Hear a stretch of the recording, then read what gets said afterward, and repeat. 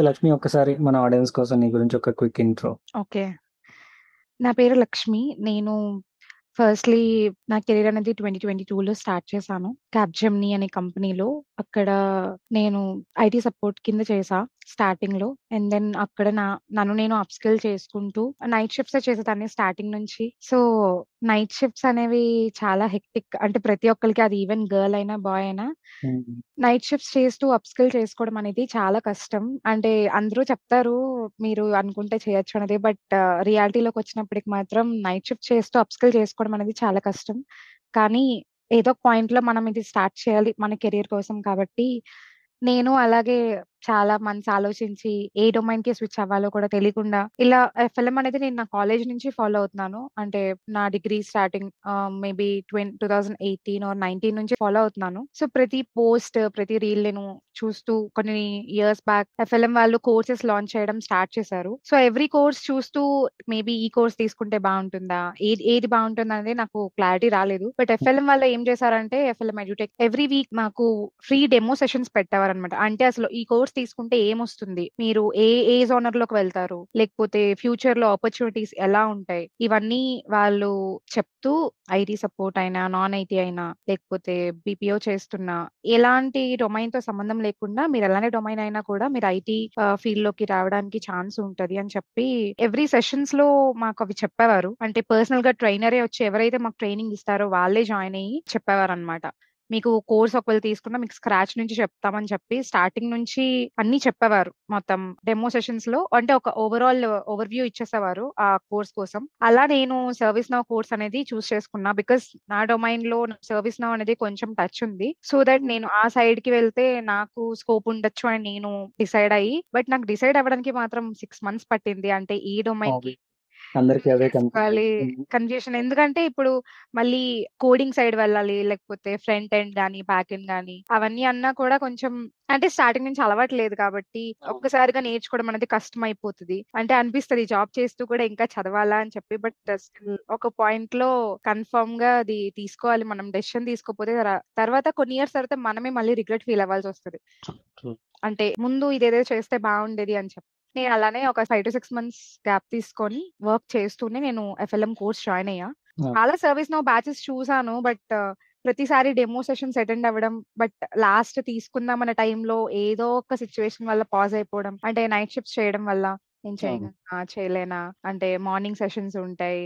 చాలా డౌట్‌తోని ఒక బ్యాచ్‌లో అయితే జాయిన్ అయ్యాను. జాయిన్ అయిన ఒక 1 ½ మంత్‌కి నేను ఆల్రెడీ రిజైన్ చేశాను. అంటే వేరే ఒక ఆఫర్ వచ్చింది. బట్ అది ఐటీ సపోర్ట్ ఆఫరే. హ్మ్. బట్ ఆ ఆఫర్‌తో నేను రిజైన్ చేసి ఫస్ట్ ఏ ఆఫర్ లేకుండా అయితే అసలెప్పుడు రిజైన్ చేయొద్దు. ఎందుకంటే బయట మనం చాలా చూస్తున్నాం. జాబ్ తెచ్చుకోవడం ఎంత కష్టమో స్విచ్ చేయడం కూడా అంతే కష్టమని నాకు చాలా బాగా అర్థమైంది. ఫస్ట్ స్విచ్ నాదిది. రిజైన్ చేయాలనుంది. కానీ ప్యాకేజ్ పెంచుకోవడానికి ఆఫర్ లేదు. చాలా వెయిట్ చేస్తూ ఒక ఆఫర్ వచ్చిన తర్వాత అప్పుడే నేను రిజైన్ చేశా. 3 మంత్స్ నోటీస్ యాక్సెప్ట్ చేశారు. అంటే ఓన్లీ ఎంఎన్‌సి కంపెనీస్ యాక్సెప్ట్ చేస్తున్నారు. Like correct. ఇన్ఫోసిస్, ఈ డెలాయిట్ ఇవన్నీ.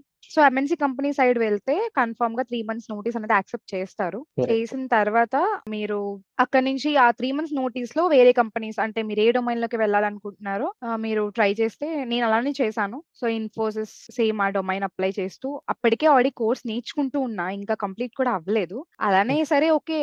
ఫస్ట్ ఒక ట్రై ఇద్దాం ఏముంది అని చెప్పి నేను ఇన్ఫోసిస్‌కైతే అప్లై చేశా. వచ్చింది. ఇంటర్వ్యూ షెడ్యూల్ అయింది. చెప్పాను బ్రోకి. బ్రో ఇలా నాకు ఇంటర్వ్యూ షెడ్యూల్ అయింది. ఏం టాపిక్స్ ఆయన మొత్తం చెప్పారు. అంటే ఈ టాపిక్స్ చూసుకోండి. ఇలా చెప్పండి, అలా చెప్పండి అని చెప్పి అంటే ఒక గైడెన్స్ ఇచ్చారు. ఎలా ఇంటర్వ్యూ ఫేస్ చేయాలన్నది. హ్మ్. అలాగే నేను కూడా ఇంకా లింక్డ్ఇన్‌లో అంటే కొన్ని పోస్ట్‌లు పెడుతుంటారు. అంటే ఏమి అనేవి. అలాగే కొన్ని యూట్యూబ్ అలాగే సార్ గూడా మాకు కొన్ని నోట్స్ ఇచ్చారు. అంటే ఎవ్రీ డే మాకు అసైన్‌మెంట్స్ ఇస్తారు. ఆ అసైన్‌మెంట్స్ చేయడం. ఆయన ఎలా అంటే అసలు ఒక పర్సన్‌కి ఈ టాపిక్ వచ్చా? రాదా? అసలు ఏం సంబంధం లేదు. అంటే ఒక జీరో నాలెడ్జ్‌తో ఒక పర్సన్ కొత్తగా నేర్చుకోవాలి అనుకున్నా ఆయన స్క్రాచ్ నుంచి చెప్పడం అనేది నాకు చాలా బాగా అంటే మంచిగా అనిపించింది. సో దట్ మేబీ ఇప్పుడు ఒక కంప్లీట్ అపోజిట్ డొమైన్‌లో ఉండి గూడా ఈ డొమైన్‌లోకి స్విచ్ అవ్వాలి అనుకుంటే మనం జాయిన్ అయినా మనకి కన్‌ఫ్యూజన్ ఏమి ఉండదు. సో దట్ ఆయన చాలా ఫ్రెండ్లీ వేలో చెప్తున్నారు. అంటే మా జనరేషన్‌కి కనెక్ట్ అయినట్టుగా ఒక సో హ్మ్. అది గూడా అంటే ఎక్కడ బోర్ కొట్టకుండా లేకపోతే నిద్రొచ్చేయకుండా మధ్యలో జోక్స్ ఏస్తూ చాలా ఫ్రెండ్లీగా చెప్తున్నారు. సో, అది కూడా కొంచెం మంచిగా అనిపించింది. నాది నైట్ షిఫ్ట్. సో, నాకు 3 వరకు ఇంకా ఉంటది షిఫ్ట్. సో, హ్మ్. మార్నింగ్ నేను 8 కల్లా జాయిన్ అవ్వాలన్నమాట. నేను ఒక హాఫ్ అన్ అవర్ ముందు నుంచి కంటిన్యూయస్ అలారం పెట్టుకొని ఇంకా రోజు మమ్మల్ని మేము మోటివేట్ చేసుకుంటూ వచ్చాం. మధ్యలో మోటివేషన్ క్లాసెస్ కూడా ఇచ్చేవారు. గ్రేట్. సో, లాట్ ఆఫ్ ఆయన హార్డ్ వర్క్. ఆ! బట్ ఇది ఇప్పుడు మనం చేయకపోతే తర్వాత చాలా బాధపడాల్సొస్తది. ఎందుకంటే ప్యాకేజెస్ కావాలి అనుకున్నప్పుడు ఆబ్వియస్‌గా మనం కష్టపడాలి. అది పడకుండా అస్సలు రాదు. అంటే ఇప్పుడు అనుకుంటారు చాలామంది నాకు యాక్సెస్ ఉంది. ఉడేమి యాక్సెస్ ఉంది. కోర్సెరా యాక్సెస్ ఉంది. కంపెనీస్‌లో నేను కోర్సెస్ చూసుకొని నేర్చుకుంటా అనుకుంటారు. నేను అలానే ట్రై చేశాను. కోర్సెస్ నేర్చుకొని లేకపోతే అందులో ఈ సేమ్ సర్వీస్ నౌ కోసం ట్రై చేస్తూ మొత్తం అంతా ట్రై చేశాక బట్ అవి అన్నీ అంటే మనకి హాఫ్ నాలెడ్జే ఉంటుంది. కంప్లీట్‌గా ఏది అర్థం కాదు. అంటే వితౌట్ రైట్ గైడెన్స్ మనకి ఎగ్జాక్ట్‌గా పాయింట్ అనేది తెలీదు. ట్రూ. సో, దానివల్ల ఇంకా సరే ఓకే. కోర్స్ తీసుకుందాం. పైగా అంత అఫోర్డబుల్ ప్రైస్‌లో నేను బయట కూడా చెక్ చేశాను. హ్మ్. బయట సర్వీస్ నౌ కోర్స్ అనేది 25,000-30,000 చెప్పారు. రైట్. అది ఎఫ్ఎల్ఎం వాళ్ళు స్టూడెంట్స్ అందరి కోసం ఆలోచించి అంత తక్కువకి ఇవ్వడం అనేది అసలు ఫస్ట్ ఇది అంటే నాకే చాలా ఇన్‌స్పిరేషన్ అన్నమాట. ఇప్పుడు నాలాగే చాలా స్టూడెంట్స్ ఉంటారు గదా! ప్రతి ఒక్కళ్ళకి ఎలా అంటే ఒక డ్రీమ్ కమ్ ట్రూ లాంటిది. ఎందుకంటే ఒక ఐటీ సైడ్ షిఫ్ట్ అవ్వడం అనేది చాలా పెద్ద విషయం నాకైతే. అంటే నాది డిగ్రీ బ్యాక్‌గ్రౌండ్. సో, హ్మ్. బీటెక్ వాళ్ళకైతే స్టార్టింగ్ నుంచి వాళ్ళ ప్యాకేజెస్ గానీ అవన్నీ చాలా ఎక్కువుంటాయి. నేను స్టార్టింగ్ 2.75తో స్టార్ట్ అయ్యాను. ఓహ్! ప్రెజెంట్ ఉన్న ప్యాకేజ్‌కి నేను కంపేర్ చేసుకుంటే అంటే విత్ విత్ లెస్ ఎక్స్‌పీరియన్స్ నాకు మంచిగా అనిపించింది. So, great. ఇదంతా నాకు పాసిబుల్ అయింది ఎఫ్ఎల్ఎం అండ్ మా ట్రైనర్ ద్వారానే. సో, నేనెప్పటికీ వాళ్ళకి చాలా థాంక్స్ చెప్పుకోవాలి. సో, అందుకే నేను ఇంకా రంజిత్ బ్రోకి కూడా చెప్పాను. మీరు ఎలాంటి ఆపర్చునిటీస్ ఉన్నా నాకు చెప్పండి. నేను ఎఫ్ఎల్ఎంలో పార్ట్ అవ్వాలి అనుకుంటున్నాను అని కూడా చెప్పాను. Great. Great. Lot of gratitude Lakshmi. అంటే చాలా తక్కువ మంది students because we train hundreds and thousands of students చాలా మంది ప్లేస్ అవుతూ ఉంటారు. ప్లేస్ అయింది వచ్చి చెప్పి బ్రో నేను ప్లేస్ అయ్యాను ఈ డొమైన్‌లో మీకేమైనా హెల్ప్ కావాలా? నిన్న కూడా అంతే DevOps and Java full stock students place అయ్యాక నేను మన స్టూడెంట్స్‌కి మాక్ ఇంటర్వ్యూస్ తీసుకుంటా. లేదంటే నా జర్నీ షేర్ చేస్తా. So that it will motivate them అని. చాలా తక్కువ మందికి ఇలా అనిపిస్తుంది. మన స్టూడెంట్స్ అయితే కంపేర్ టు ఔట్ సైడ్ ఎడ్‌టెక్స్ కంటే మన వాళ్ళు ఎందుకంటే మన వాళ్ళు ఎవరు సార్ అని పిలవరు. ఫస్ట్ బ్రో అని పిలుస్తారు. బ్రో హ్మ్. తర్వాత ట్రెడిషనల్ టీచింగ్ లాగా వైట్ బోర్డ్ మీదకెళ్ళి రాసేది ఉండదు. మీ ట్రైనర్ కూడా తెలుసు. నవ్వొచ్చినా రాని అవును. జోకులేస్తూ రాజేష్ ఇస్ యాజ్ అదే. యూజువల్. అంటే ఎవ్రీ ట్రైనర్ మనం చెప్పేదేంటంటే, మన స్టూడెంట్‌కి ఒక బయట ట్రెడిషనల్ వేలా గాకుండా, మనం వాళ్ళతో మింగిల్ అయ్యి, వాళ్ళ వైబ్‌తో మ్యాచ్ అయితేనే ఈ రోజుల్లో వాళ్ళు మనతో సింక్ అవ్వగలరు, కనెక్ట్ అవ్వగలరు. Or else who will wake up morning 7:30, 8 లేచి అంత చలిని అదే బ్రేక్ గదా! దట్టు నైట్ షిఫ్ట్ జేసొచ్చి కూర్చోవాలి అంటే దట్స్ నెక్స్ట్ ఇంపాసిబుల్. బయటందరూ అది ఏంటంటే, లక్ష్మికి 100% హైక్ వచ్చేసింది, జాబ్ వచ్చేసింది అంటారు గానీ, there are lot of sleepless nights, sacrifice sleeps ఇవి చాలా తక్కువ మందికి కనిపిస్తాయి. కనిపిస్తాయి అంతే. హ్మ్. అదే ఇప్పుడు ఈవెన్ ఇప్పుడు మీ పేజ్‌తో కంపేర్ చేసుకుంటే బయటికి అందరూ ఇప్పుడు రీల్స్ ఉన్నాయి. స్క్రోల్ చేస్తారు, లైక్స్ ఇస్తారు, కామెంట్స్ ఇస్తారు. బట్ ఆ బ్యాక్ ఎండ్‌లో జరిగే ప్రాసెస్ కానీ, లేకపోతే ఆ ఐడియా రావడానికి, అది ఒకటి ఇంప్లిమెంట్ చేయడానికి ఎంత కష్టపడతారనేది వన్స్ మనం కూడా అందులో ఇన్వాల్వ్ అయితేనే మనకు తెలుస్తది. లేకపోతే నేను చూసా అంటే ఇప్పుడు ఇలా కోర్సెస్ లాంచ్ చేసినప్పుడు సరే ఏముందిలే కోర్స్ తీసుకుంటాం, చదువుతాం వస్తదా అని చాలా ఉండేది స్టార్టింగ్. బట్ నేనెప్పుడైతే స్టార్ట్ చేశానో నాకు ఆ రియల్ హార్డ్ వర్క్ అనేది బాగా తెలిసింది. అంటే చూడ్డానికి చాలా ఈజీగా ఉంటది. బట్ అది మనం చేస్తున్నప్పుడు ఆ కష్టం అనేది తెలుస్తది. ఆబ్వియస్‌గా అది చేసిన దానికి మనకి రిజల్ట్ వస్తే ఇంకా చాలా హ్యాపీ అనిపిస్తది. ట్రూ. ట్రూ. సో, నీకు నేను లో వెంటనే అనిపించిందా? అంటే నువ్వు ప్రిపేర్ అవుతున్నప్పుడు అవసరమా ఇదంతా ఇందులో కంటిన్యూ అయిపోదాం అని? లో అని కాదు. అంటే నేను అసలు దేనికోసం చేస్తున్నాను ఇదంతా? నాకేమైనా వస్తదా? అంటే నేను చేస్తున్న వర్క్ వేరు, ఇది వేరు. సడెన్‌గా అసలు నేను ఎక్స్‌పెక్ట్ కూడా చేయలేదు. నా ఫస్ట్ ఇంటర్వ్యూ‌నే సెలెక్ట్ అవుతా అని. ఎందుకంటే ఇంటర్వ్యూ ఇస్తున్నప్పుడు కూడా చాలా టెన్షన్ అసలు. లోపల చాలా నర్వస్ ఉన్నాను. నాకు ఇంటర్వ్యూ చేసిన ఫస్ట్ లెవెల్‌లో ఒక లేడీ వచ్చారు. హ్మ్. ఆవిడైతే ఇంకా డెవలపర్ క్వెషన్స్‌తో స్టార్ట్ చేశారు. నేను చెప్పాను. నేను రాకేష్ బ్రోకి అడిగా. బ్రో ఇలా డెవలపింగ్ నాకు ఇంకా లేదు కదా! ఏం చెప్పను. ఒకవేళ వాళ్ళవి అడిగితే మళ్ళీ నేనక్కడ బుక్ అయిపోతాను అంటే, ఆయనేం చెప్పారంటే, "నీకు ఎక్స్‌పీరియన్స్ తక్కువని చెప్పావు కదా! సో, అడ్మిన్ అని చెప్పు ఫస్ట్. సో, అడ్మిన్ క్వెషన్స్ అడుగుతారు. అడ్మిన్ టాపిక్స్ ప్రిపేర్ అవ్వు" అని చెప్పారు. ఆయన కొన్ని టాపిక్స్ కూడా ఇచ్చారు. ప్రతీదీ ఒకసారి చాట్‌జీపీటీతో ట్రై చెయ్యు. నీకు సినారియోస్ ఇస్తారు అని చెప్పారు. ఆల్రెడీ నాకు కూడా నా ఎక్స్‌పీరియన్స్‌లో నాకు కూడా చాలా కొంచెం ఎక్స్‌పీరియన్స్ ఉంది గదా! అంటే ఎలా హ్యాండిల్ చేయాలి సిట్యుయేషన్ అనేది. బేసిక్‌గా మేము ఐటీ సపోర్ట్ కాబట్టి మేము కస్టమర్‌తో ఎలా హ్యాండిల్ చేయాలి అంతా మాకొక ఓవర్‌వ్యూ ఉంది. సో, అలా చెప్పారు. నేనింకా సరే ఓకే. ఫస్ట్ రిజల్ట్ ఏదైతే పక్కన పెడితే ఫస్ట్ మనం ట్రై చేద్దాం. 100% ఇద్దాం. నెక్స్ట్ తర్వాత ఏదైతే అది జరగని అని చెప్పి ఇంక నేను ఇచ్చాను. అసలు ఎక్స్‌పెక్ట్ చేయలేదు లెవెల్ 1 నేను సెలెక్ట్ అవుతా అని. ఆవిడ 40 మినిట్స్ తీసుకున్నారు నాకు ఇంటర్వ్యూ. 40 మినిట్స్ నేను ఇంటర్వ్యూ అంటే జనరల్‌గా 15 ఆర్ 20 మినిట్స్ ఎక్స్‌పెక్ట్ చేస్తాం. ఆవిడ 40 మినిట్స్ తీసుకున్నారు. నేను నాకున్న బుర్ర మొత్తం ఉపయోగించి ఆవిడ అన్ని సినారియో బేస్డ్ క్వెషన్స్ అడిగారు. అడిగి చెప్పారు ఇలా ఓకే. నీకు స్ట్రాంగ్ అడ్మిన్ స్కిల్స్ ఉన్నాయి అని చెప్పారు. ఎందుకు అంటే డెవలపింగ్ చేయట్లేదా అని అడిగారు. నేను చెప్పా ఇలా నాకు లెస్ ఎక్స్‌పీరియన్స్ ఉంది. సో, నాకు ఫస్ట్ అడ్మిన్ గానే ఇచ్చారు. డెవలప్‌మెంట్‌లో నేను జస్ట్ స్టార్ట్ చేశాను. ఒక 3 మంత్స్ అయింది. జస్ట్ స్టార్ట్ చేశాను. అంటే థియరీ నాలెడ్జ్ ఉంది. బట్ ప్రాక్టికల్ నాలెడ్జ్ అయితే ఇంకా లేదు. స్టార్ట్ చేస్తాను. Sure I will start this journey అని చెప్పాను. అంటే మనం చేయలేదు అని చెప్పకూడదు కదా! అక్కడ. ఎందుకంటే ఎక్స్‌పీరియన్స్ మొత్తం అదే పెడుతున్నాం కాబట్టి. సో, బేసిక్‌గా నాకింకా కోర్స్ కూడా కంప్లీట్ అవ్వలేదు. హాఫ్‌లో ఉంది. అంటే అడ్మిన్ పార్ట్ అవుతుంది. ఇందులోపే నాకు ఇంటర్వ్యూ షెడ్యూల్ అవ్వడం, ఇంకా నాకు ప్రాజెక్ట్స్ కూడా నేనేం ప్రాజెక్ట్స్ చేశానో అందులోనే అడ్మిన్‌గా చేశానని పెట్టాను రెజ్యూమే కూడా. సో, దానివల్ల ఆవిడ 40 మినిట్స్ చాలా సినారియోస్ అడిగారు. అంటే ఇలా అయితే ఏమవుతుంది? నువ్వెలా హ్యాండిల్ చేస్తావు? క్లయింట్ వచ్చినప్పుడు ఎలా చేస్తావు? అన్నీ ఇంకా నాకు ఎంత వరకు వీలైతే అంతవరకు చెప్పాను. సో, సెకండ్ రౌండ్ నేనింకా ఒక రౌండ్‌తో అయిపోద్దనుకున్నా. నాకు తెలీదు. మళ్ళీ మీరు ఫస్ట్ రౌండ్ లెవెల్‌లో సెలెక్ట్ అయ్యారు. సెకండ్ రౌండ్‌కి ఇన్ పర్సన్ రావాలి అని చెప్పారు. ఓకే. నా ఫస్ట్ టైమ్ నాకు ఇన్ పర్సన్ అంటే నా డిగ్రీ బ్యాచే కరోనాదనమాట. సో, సెకండ్ ఇయర్ కరోనాలో అయిపోవడం మాకు వర్చువల్లే అయ్యేవి అన్నీ. అప్పుడు నేను డిగ్రీలో నా ప్లేస్‌మెంట్స్ అప్పుడు నాకు 4 ప్లేస్‌మెంట్స్ వచ్చాయి. 4 కంపెనీస్ వచ్చాయి. ఇప్పుడు ఒక్కటి రావాలంటేనే ఎంత కష్టంగా ఉంది. స్విచ్ కూడా సేమ్ అలానే ఉంది అన్నమాట. లెవెల్ 1 అయిపోయింది. ఇంకా నాకు జాబ్ వచ్చేస్తది అనుకున్నప్పటికి లెవెల్ 2 అని చెప్పారు. ఇంకా నేను లెవెల్ 1 హమ్మయ్య! ఇంటర్వ్యూ అయిపోయింది. సరే వస్తదో రాదో పక్కన పెడితే టెన్షన్ అయితే పోయింది అని అనుకున్నా. లెవెల్ 2 అన్నారు. అక్కడేం అడుగుతారో తెలీదు. ఇన్ పర్సన్ బేసిక్‌గా. సో, ఎక్స్‌ప్రెషన్స్ ఆ నెర్వస్‌నెస్ అంతా కనిపిస్తది. సో, అక్కడ అలాగే వెళ్ళాను. బట్ మళ్ళీ టాపిక్స్ అన్ని ప్రిపేర్ అవుతూ కొంచెం ఈసారి డెవలపర్ టాపిక్స్ కూడా కొన్ని చదువుకొని వెళ్ళాను. ఎందుకంటే ఇన్ పర్సన్ గదా! సో, ఎలా ఉంటదని తెలీదు అని చెప్పి. ఇంట్లోపు మాకు కూడా కొన్ని డేస్ క్లాసెస్ అయ్యాయి. ఇంకా ఎక్కువ ప్రాక్టీస్ చేస్తూ అంటే మాకు ఇన్‌స్టెన్స్ ఉంది. డెవలపర్ ఇన్‌స్టెన్స్ ఉంది. సో, దాంట్లో ప్రాక్టీస్ చేస్తూ కొంచెం ఎక్స్‌ప్లోర్ చేస్తూ డెవలపర్ టాపిక్స్ చదువుకుంటూ అక్కడికి వెళ్ళాను. బట్ లెవెల్ 1 కన్నా లెవెల్ 2 చాలా ఈజీగా ఉంది. అంటే అసలక్కడ and you are mentally prepared for this. హా! సో, ఇంకా ఆయన కొన్ని క్వెషన్స్ అడిగి నేనక్కడ గూడా అదే చెప్పా. అంటే నేను ఇంకా డెవలపింగ్ స్టార్ట్ చేయలేదు. జస్ట్ 3 మంత్స్ అయింది. డెవలపర్‌లోకి వెళ్ళాను. సో, మెల్లగా నేర్చుకుంటున్నా అంటే, "ఇట్స్ ఓకే. మీరు డెవలపింగ్ నేర్చేసుకోండి" అని చెప్పారు. నేర్చేసుకోండి అంటే కోడింగ్ సార్ అది మేము అంటే ఇంకా స్టార్ట్ చేస్తున్నాం అంటే, ఏం పర్లేదు మీరు నేర్చేసుకోండి. మీకు ఎక్స్‌పీరియన్స్ తక్కువుంది కదా! సో, పర్లేదు" అని చెప్పారు. నాకు ఆయన మాటలకి మేబీ ఓకే. సెలెక్ట్ అవుతానేమో అని ఒక చిన్న హోప్ వచ్చింది. And then HR round select అయ్యి వాళ్ళు ఇది మీ రోల్ ఇది అని చెప్పేసి ఇంకా ప్యాకేజ్ చెప్పారు. నా హ్యాపీనెస్ అసలు చూడక్కర్లేదు. అంటే నాతో అక్కడ ఎవరు లేరు. ఒక్కదాన్నే వెళ్ళా. సో, చాలా ఫస్ట్ పేరెంట్స్‌కి కాల్ చేసి అంటే అప్పటి వరకు పేరెంట్స్‌కి చెప్పలేదు. ఇలా ఒకటి సెలెక్ట్ అయ్యాను అని అంటే నాకన్నా మళ్ళీ వాళ్ళకి ఎక్కువ టెన్షన్ ఉంటది. వస్తదా? రాదా? అని చెప్పి. సో, అంతా అయ్యాక ఇలా చెప్పాను ఇంటికి కాల్ చేసి అక్కడే ఉన్నప్పుడు. వాళ్ళు చాలా చాలా హ్యాపీ ఫీల్ అయ్యారు.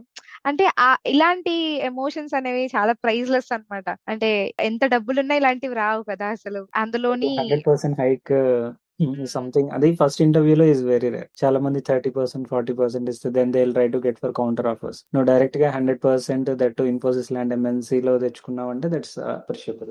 నాకు చాలా అదే అంటే ఇప్పుడు కంపెనీస్ కూడా ఏం కంపెనీస్ వస్తాయని తెలీదు. ఇన్ఫోసిస్ అనేది అందరికి అది ఒక ఎంఎన్‌సి కంపెనీ. సో, సేఫ్ సైడ్‌గా చూసుకున్నా మనకి ఫ్యూచర్‌లో కూడా స్కోప్ ఉంటది అని చెప్పి ఇంకా నేను కూడా ఇంకా అలా ప్రొసీడ్ అయ్యి ఓకే చెప్పాను. ఆఫర్ యాక్సెప్ట్ చేసి ఇంకా దెన్ లాస్ట్ మంత్ జాయిన్ అయ్యాను. ఇప్పటి వరకు అయితే ప్రెజెంట్‌కి ఏం లేదు. జస్ట్ ఓన్లీ సర్టిఫికేషన్స్ చేయమని చెప్పారు. ఈ మంత్‌లో ప్రాజెక్ట్ అసైన్ అయింది. అది ప్రీ ప్రొడ్‌లో ఉంది. నెక్స్ట్ వీక్ స్టార్ట్ అవుద్దని చెప్పారు. సో, వన్స్ స్టార్ట్ అయితే అండ్ ఇప్పటి నుంచి ఇంకా నాకు లెర్నింగ్ ఫేజే కాబట్టి ఆబ్వియస్‌గా ఒకసారి మనం స్టెప్ ఇన్ అయ్యాం కాబట్టి అది ఇంకా సిచ్యువేషన్ ఎలా ఉన్నా మనం కన్ఫర్మ్ గా హ్యాండిల్ చేయాలి. సో నేను ఇందులో ఒక విషయం చెప్పాలనుకుంటే, ఎప్పుడైనా మనం అంటే ఏదైనా ఒకటి స్టార్ట్ చేసే ముందు చేస్తామా, చేయగలమా లేదా అనేది పక్కన పెడితే ఫస్ట్ ఏదైతే అది అయింది. మహా అయితే చచ్చిపోము కదా! ఫస్ట్ అందులో అడుగు పెట్టేద్దాం. ట్రూ. తర్వాత అది అంటే మనకి వస్తున్నా లేకపోయినా బ్యాలెన్స్ అయితే చేసుకుంటూ సిచ్యువేషన్ డిమాండ్ చేసినప్పుడే అందరూ చేస్తారు. లేకపోతే ఎవ్వరు సరే చేద్దాంలే అంటే లైట్ తీసుకుంటారు బేసిక్ గా. నేను స్టార్టింగ్ లో అలాగే సరే కోర్స్ స్టార్ట్ చేద్దాం అంటే ఎన్ని బ్యాచెస్ తో డెమోస్ విన్నా. సర్వీస్ నౌ నేనే స్టార్టింగే తీసుకుంటే ఈ పాటికి నాకు చాలా జరిగిపోయేది అని ఇప్పటికీ అనుకున్నాను. But it's never too late కదా! సో అట్లీస్ట్ ఇప్పటికైనా స్టార్ట్ చేశాను నేను. మేబీ నా జర్నీ వేరే వాళ్ళకి ఇన్‌స్పైర్ అయితే definitely it will be inspiring Lakshmi. అంటే నువ్వు చెప్పినట్టు నైట్ షిఫ్ట్ చేస్తూ ఆర్ ఎల్స్ లో ప్యాకేజ్ తో నెక్స్ట్ కెరియర్ లో ఏం చేయాలి.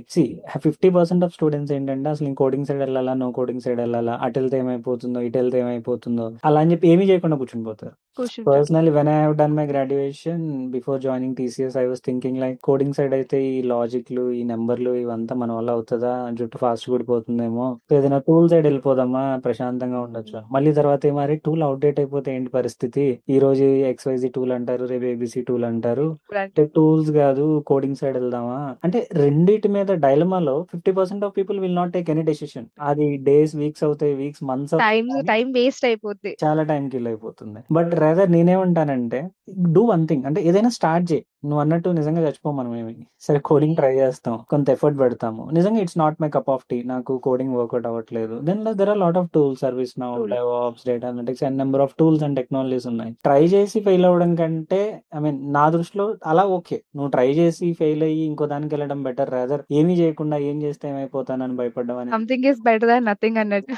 మనం ఏమి ట్రై చేయకుండా రాలేదు అని మనం అనుకుంటే ఇంకా అంటే నువ్వు ట్రై చేయలేదు. ఇంక నీకెలా వస్తది? నువ్వు ట్రై చేసి రాకపోతే అట్‌లీస్ట్ ఓకే. నేను ట్రై చేస్తున్నాను. బట్ స్టిల్ నాకు రావట్లేదు. సో దట్ మనకి ఒక రిగ్రెట్ అయితే ఉండదు కదా! మనం ఏం చేయకుండా రావట్లేదు అని చెప్పి. నేను ఈవెన్ మా బ్రదర్ కూడా చెప్పాడు. అంటే "అక్క నువ్వు నైట్ షిఫ్ట్స్ చేస్తున్నావు కదా! మేనేజ్ చేయగలవా?" అంటే నైట్ షిఫ్ట్స్ వల్ల డే అంతా అసలు డే ఏం కనిపించదు. ఆఫీస్‌లో వర్క్ చేయడం, డే మొత్తం అంతా పడుకోవడమే. ఇంకేం ఉండదు. తినడం, పడుకోవడం ఆ డే 24 అవర్స్ అసలు ఏం కనిపించదు. నార్మల్‌గా డే షిఫ్ట్ వాళ్ళకి లేకపోతే జనరల్ షిఫ్ట్ వాళ్ళకి డే చాలా లాంగ్ ఉంటది. నైట్ షిఫ్ట్ వాళ్ళకి చాలా షార్ట్ అసలు. వర్క్ చేసి పడుకొని లేచినప్పటికి ఆ డే మొత్తం అయిపోద్ది. సో, అందులో దానివల్ల సైడ్ ఎఫెక్ట్స్ అంటే చేస్తున్నప్పుడు అస్సలేం తెలీదు. వన్స్ ఒక 6 మంత్స్ తర్వాత చాలా ఎఫెక్ట్ కొడతది health. So, main night shifts మానేయాలి అన్నా కూడా ఈవెన్ మా కంపెనీలో నాకు ఎలా చేశారంటే నోటీస్‌లో ఉన్నప్పుడు కూడా నైట్ షిఫ్ట్స్ ఇచ్చారు. వాళ్ళు అంటే మీరు క్రిటికల్ రిసోర్సెస్ మీరు ఇప్పుడు వెళ్ళిపోతున్నారు. మీకు జనరల్ షిఫ్ట్స్ ఇస్తే మాకేం యూజ్ ఉండదు అని చెప్పి till end of the day వరకు కూడా నాకు నైట్ షిఫ్ట్సే ఇచ్చారు. అంటే జనరల్‌గా నాకిప్పుడు ఇక్కడికొచ్చిన తర్వాత నాకు ఎంత ఫ్రీగా ఉంటుందంటే ఒక్కసారి అంత హెవీ వర్క్ చేస్తూ ఇక్కడ నాకు షిఫ్ట్ టైమింగ్స్ లేవు. అక్కడ షిఫ్ట్ లాగిన్ అంటే లాగిన్, లాగౌట్ అంటే లాగౌట్. ఎగ్జాక్ట్ మినిట్ కూడా కౌంట్ చేస్తారు. ఈవెన్ బ్రేక్స్‌కి వెళ్తున్నా నువ్వు ఇన్ని మినిట్స్ బ్రేక్ తీసుకున్నావు. అంటే అలా కూడా చేశారు. చాలా మైక్రో మేనేజ్‌మెంట్ ఉంటది. ఇక్కడ నాకు అసలు అది లేకపోవడం ఫస్ట్ లోపల సోల్ అయితే చాలా సాటిస్ఫై అవుతుంది. ఓకే. ఓకే. నీకు కొంచెం బావుంది ఇప్పుడు. మెంటల్‌గా బావుంది. మెయిన్ అంటే ఇలాంటి సపోర్ట్ ప్రాజెక్ట్స్‌లో వాళ్ళు ఎలా చేస్తారంటే, నీకిప్పుడు ఇదొస్తదంటే ఇది చెయ్యు. నీకిది రాకపోయినా ఇది నేర్చేసుకొని కూడా చేసేసేయి. అంటే వాళ్ళ మేనేజర్ వర్క్ కూడా మీకే ఇచ్చేస్తారు. బట్ క్రెడిట్ మాత్రం వాళ్ళు తీసుకుంటారు. అంటే రిపోర్ట్స్ కానీ, లేకపోతే ఎక్సెల్‌కి సంబంధించిన లేకపోతే టెక్ రిపోర్ట్స్ ఎలాంటి అన్ని వర్క్ మొత్తం ఇచ్చేస్తారు. మన వర్క్ మనం చేస్తూ వాళ్ళ వర్క్ కూడా చేయాలి. చేయకపోతే మీరెలా ఇంప్రూవ్ అవుతారు? ఎలా మీరు ఇనిషియేటివ్ తీసుకోవాలి? ఇవన్నీ చెప్తారు. వాళ్ళ వర్క్ చేస్తారు. బట్ అట్ ద ఎండ్ అంటే లీడర్‌షిప్ మీటింగ్స్‌లో మనం ఉండం. మన పేరు కనిపించదు. మన పేరు ఎవరికీ కూడా తెలీదు. వర్క్ మనమే చేస్తాం. కానీ పేరు మాత్రం వాళ్ళు తీసుకుంటారు. That happens everywhere. అంటే ఎంట్రీ లెవెల్‌లో ఉన్న ఏ ఎంప్లాయీకైనా చాలా మంది రిలేట్ అవుతారు మన పేజ్‌లో గూడా. బ్రో మొత్తం నేనే వర్క్ చేస్తుంటా. బట్ మా లీడ్ ఎళ్లి ఆయన చేశానని చెప్పుకుంటారు. లేదా మా మేనేజర్ చెప్తారు. చెప్పుకుంటారు. నాట్ ఈవెన్ మా పేరు కాదు కదా! సర్‌నేమ్ కూడా తీసుకోరు బ్రో. తీసుకోరు. అట్‌లీస్ట్ అంటే ఒక రికగ్నైజేషన్ అంటే అట్‌లీస్ట్ "అరే! నువ్వు చేసావురా" ఒక అప్రిషియేషన్ కూడా ఉండదు. అలాంటప్పుడు చేస్తున్న వాళ్ళకి ఎలా ఉంటదంటే, "నువ్వు దేనికి చేస్తున్నావు? అసలు ఏం బతుకురా ఇది" అనే ఒక ఫీలింగ్ వచ్చేస్తదనమాట. అంటే మనం ఎలా ఉండేవాళ్ళం, దీనికోసమా ఇన్ని ఇయర్స్ కష్టపడి, ఇంత చదువుకొని, ఈ వర్క్ చేయడానికా ఇక్కడ వస్తున్నాం అని చెప్పి చాలా సార్లు ఈవెన్ నాకు అనిపిచ్చేది. మెంటల్‌గా ఫస్ట్ వీక్ అయిపోతాం ఈ విషయంలో. సో, మెయిన్ చేసిన దానికి అప్రిషియేషన్ ఉండదు. అంటే మనం చేసిన దానికి గుర్తింపు లేనప్పుడు ఎందుకు చేయాలి అన్న ఒక క్వెషన్ మార్క్ మనలో వచ్చేస్తది. ఈవెన్ మా ఫ్రెండ్స్ కూడా చాలా మందున్నారు. వాళ్ళు గూడా ఇలాగే చాలా మంది నైట్ షిఫ్ట్స్ చేస్తూ వాళ్ళకి ఎటు వెళ్ళాలో తెలియట్లేదు. ఈవెన్ నేను వాళ్ళకి చెప్పాను. మీరేదో ఒకటి చూస్ చేసుకోండి. ఇదే అని నేను చెప్పను. చాలా ఉన్నాయి మార్కెట్‌లో. మీరు ఏదో ఒకటి చూస్ చేసుకోండి. ఎందుకంటే మీరు లేట్ చేస్తున్న కొద్దీ మీకు ఫ్యూచర్‌లో మీకది లాగ్ అవుతూనే ఉంటది. కరెక్ట్. నేను చెప్పాను అలానే. సో, వాళ్ళు కొంతమంది ట్రై చేస్తున్నారు. ఆల్రెడీ స్టార్ట్ చేశారు. ఈవెన్ మన సర్వీస్ నౌలో నెక్స్ట్ బ్యాచ్‌కి జాయిన్ అవుతానని కూడా చెప్పారు నాకు. సో, సో, మీ ఇలా జాయిన్ అయ్యే ప్రాసెస్‌లో అంటే నీకు ఎఫ్ఎల్ఎంలో you attended lot of demos right? So, ఏదైనా డెమోలో ట్రైనర్ గాని, మన స్టాఫ్ గాని మీరు జాయిన్ అయితే పక్కా మీరు స్విచ్ అవుతారు. మీకు జాబ్ ఇచ్చేస్తాము లేదా 100% హైక్ అని నీకు ఎలాంటివేమైనా ప్రామిస్ చేశారా? లేదు. అసలు ఎప్పుడు ఒక్కసారి కూడా నేను ఎఫ్ఎల్ఎం నుంచి అలాంటివి అసలెప్పుడు వినలేదు. వాళ్ళెప్పుడు చెప్పేది ఒకటే. మీకెలాంటి స్కిల్ కావాలన్నా మేము ఆ స్కిల్ ఇస్తాం. అంటే ఇప్పుడు మీరొక ప్రాబ్లమ్ సాల్వ్ చేసే అంత స్కిల్ అయితే మేమిస్తాం. But at the end problem మీరే సాల్వ్ చేయాలి. ఎందుకంటే ఎక్కడైనా గూడా వాళ్ళు ఎఫ్ఎల్ఎం అనేది ఒక స్టూడెంట్ ఫ్రెండ్లీ పేజ్ లేకపోతే ఆ కంటెంట్ అంతా మాకదే ఉంటుంది. హ్మ్. అంటే ప్రతి ఒక్కరు ఆ మీమ్ లాంగ్వేజ్‌కి కనెక్ట్ అవుతారు కాబట్టి మీరు ఆ మీమ్స్ కూడా అంతా జాబ్‌కి సంబంధిస్తూ వేయడం చాలా మంది కనెక్ట్ అవుతారు. సో, నేను అలాగే మీమ్స్ ద్వారా కనెక్ట్ అయ్యి చాలా డెమోస్ అటెండ్ అయ్యాను. హ్మ్. ఎక్కడ కూడా నాకు మేము ఈ స్కిల్ అయితే మీకు నేర్పిస్తాం. మీకు ఎలా చేయాలో చెప్తాం. బట్ హ్మ్. మీరు అది చేయాలి. అంటే ఇప్పుడు వాళ్ళకి 50% చెప్తే ఇంకో 50% మన ఓన్ స్కిల్‌తో మనం అంటే క్రియేట్ చేస్తూ లేకపోతే మనం లెర్న్ చేస్తూ మనం చేయాలి. అంటే స్కిల్ గ్యారంటీయే తప్ప ఎప్పుడు ఎక్కడ జాబ్ గ్యారంటీ లేదు. హుహుహు. ఈవెన్ ఒకవేళ నేనేం చెప్తా అంటే ఎవరైనా అలా చెప్పినా కూడా నమ్మొద్దు. ఎందుకంటే జాబ్ గ్యారంటీ అని వాళ్ళు చెప్తారు. తర్వాత వాళ్ళు చార్జ్ చేయొచ్చు. లేకపోతే ఏమైనా, ఏమైనా చెప్పొచ్చు. లాస్ట్‌లో సిట్యుయేషన్ ఎలా ఉంటదనేది మనకు తెలీదు. మనం అప్పుడు వాళ్ళు చెప్పిన మాటలకు నమ్మేసి మనం అక్కడికి వెళ్ళిపోతే వాళ్ళు ఒకవేళ ఇస్తే ఓకే. ఇవ్వకపోతే అప్పుడు మన పరిస్థితి ఏంటి? హ్మ్. జాబ్ అంటే ఇప్పుడు వస్తది. అది పోతే మళ్ళీ ఇంకొకళ్ళకి మనం వెతుక్కోవాలి జాబ్ ఇవ్వడానికి. అదే స్కిల్లే మన దగ్గర ఉంటే కరెక్ట్. మనం ఎక్కడైనా మన ఓన్‌గా సంపాదించుకోవచ్చు గదా! సో, దట్ మనకు ఆ సాటిస్ఫాక్షన్ కూడా ఉంటది. అరే! నేను కష్టపడ్డారా? నా వల్ల హ్మ్. అంటే నా సొంత కష్టంతో నాకొచ్చింది అని చెప్పి. రైట్. ఇప్పుడు ఈ రికమెండేషన్స్ గాని, బ్యాక్ డోర్ ప్రాసెస్‌లు గాని ఇవన్నీ ఉంటాయి కానీ మేబీ నాకు చిన్నప్పటి నుంచి they are not actually worth. అంటే ఈ బ్యాక్ డోర్ జాబ్స్ చాలా మంది అనుకుంటారు. అంటే వాళ్ళకున్న ఫైనాన్షియల్ ప్రెషర్ లేదా ఫ్యామిలీ, సొసైటల్ ప్రెషర్ వల్ల మేము ఎవ్రీడే పోస్ట్ చేసేది అదే. బ్రో అంటే మనకొచ్చే message daily hundreds and thousands 3,00,000 pay చేస్తే బ్యాక్ డోర్ జాబ్ ఇస్తా అంటున్నారు.